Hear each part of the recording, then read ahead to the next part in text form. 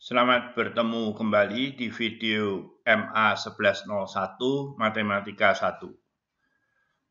Kali ini kita akan membahas mengenai pertidaksamaan dan nilai mutlak.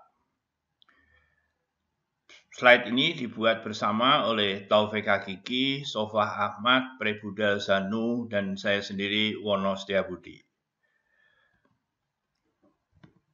Kita akan membagi pembahasan ini menjadi 4 subbagian. Kita mulai dengan yang dasar dahulu.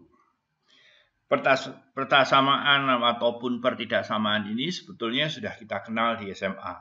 Tapi kita sekarang mencoba melihat dengan lebih general, ya, tidak dengan mulai dari seperti alur di SMA, tetapi kita akan melihatnya dengan lebih global sehingga pemahaman kita akan lebih baik. Jadi pada bilangan real itu kan ada operasi aljabar, ya, yang disebut sebagai penambahan atau penjumlahan serta perkalian. Nah, kita akan mempelajari kalau suatu pertidaksamaan kita operasikan aljabar, yaitu dengan menambah, maka kita tahu bahwa hasilnya itu tanda pertidaksamaannya tidak berubah. Nah, tentu saja mengapa ini terjadi secara intuisi, kalau buktinya mungkin bisa kita lihat nanti. Jadi kalau kita punya garis bilangan, kemudian kita jumlahkan C2 misalkan, maka titik 0 ini kita geser sehingga menjadi di atas 2. Ya. Nah, dengan demikian min 1 menjadi 1 dan 1,5 menjadi 3,5. Tanda pertidaksamaannya tidak berubah. Nah, sekarang untuk perkalian. Untuk perkalian, jika A lebih kecil dari B dan C suatu bilangan positif, maka hasil kalinya adalah tetap lebih kecil masing-masing. Ya. Nah, bukti dari ini tentunya adalah A lebih kecil B, maka artinya A minus B itu bilangan negatif. Kali bilangan positif, maka hasilnya akan negatif. Dengan menggunakan hukum distributif, maka kita memperoleh bentuk seperti ini, AC min BC lebih kecil 0. Dengan demikian AC itu lebih kecil BC seperti yang dituliskan di dalam sifat ini. Nah, untuk melihatnya mungkin lebih mudah kalau katakanlah kita punya garis Y sama dengan 3X, kalau C-nya sama dengan 3. Ya, C-nya 3. Maka kalau kita punya dua buah bilangan, min 1 dan 2, masing-masing dikali dengan 3, yang satu menjadi min 3, yang satu menjadi 6, dan urutannya tidak berubah. Ya. Yang kecil tetap kecil, yang besar menjadi besar. Nah, juga bisa dilihat dari garis bilangan. Ya. Dari garis bilangan, kita lihat kalau kita kalikan dengan 2, maka 2 kali 2, 4, 1 kali 2, 2, 0 tetap, min 1, min 2. Nah, di sini tidak terjadi perpotongan anak panah ini, ya. Jadi sehingga urutannya tidak berubah. Ya. Jadi hanya seperti menyebar begitu saja. Kalau C-nya besar, C-nya 2. Nah, pembuat slide ini mengusulkan biasanya tidak disebutkan, ya. Jadi di sini jika diketahui A lebih kecil B dan C-nya negatif, maka hasil kalinya berubah, ya. Yang menyebabkan berubah itu pengalinya adalah negatif. Nah, buktinya saya kira serupa, tapi yang lebih penting adalah kalau misalkan C-nya itu adalah minus 5/2, ya. Nah, kita melihat di sini bagian yang negatif menjadi positif, yang positif menjadi negatif. Jadi nilainya berbalik tanda. Nah, dengan menggunakan garis bilangan kita melihat bahwa terjadi perpindahan ya. Dari 1 menjadi min 2, 2 menjadi min 4 ya.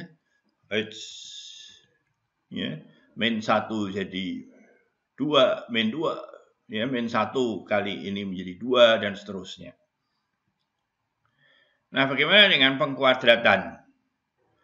Kalau kita lihat dari grafik fungsi kuadrat, maka kita melihat bahwa yang kecil kalau dikuadratkan ya tetap kecil.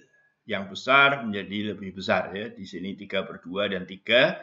3/2 menjadi 9/4. Ini 3 di sini. Kalau ada bilangan lain dikuadratkan, maka hasilnya tinggal di sini. Nah, bagaimana kalau negatif? Kita lihat A-nya lebih kecil dari B, misalkan di sini, tetapi kuadratnya bisa lebih besar. Ya. Yang B kuadrat kecil. Jadi tandanya berbalik, harus hati-hati. Ya. Jadi di sini perhatikan bahwa sifatnya itu A, B-nya lebih besar dari 0. Ya. Nah, dalam hal lain, gunakanlah grafik itu.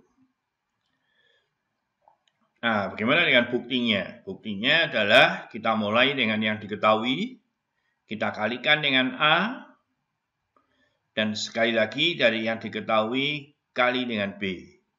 A kuadrat lebih kecil AB, AB lebih kecil B kuadrat. Karena ini sama, maka kita bisa menyimpulkan bahwa A kuadrat itu lebih kecil dari B kuadrat.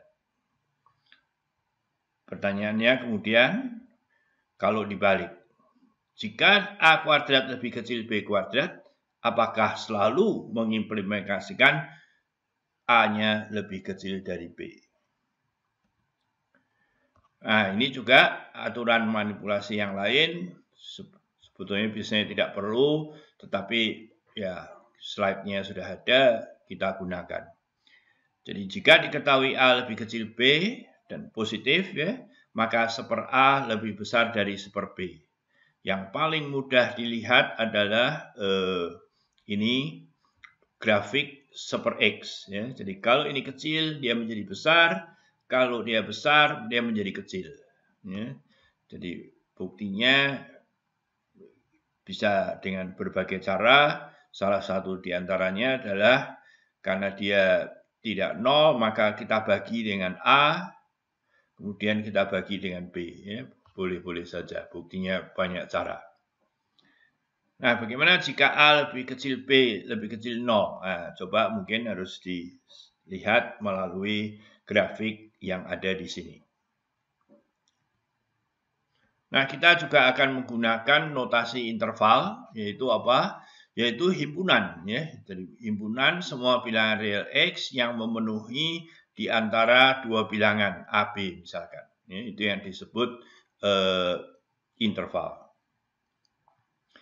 Tetapi kadang-kadang di sebelah kanan ataupun kadang-kadang sebelah kiri tidak ada batasnya ya. Jadi kalau A lebih kecil X gitu saja atau semua X yang lebih besar dari A, maka gambarnya dalam hal bentuknya seperti ini adalah segmen garis.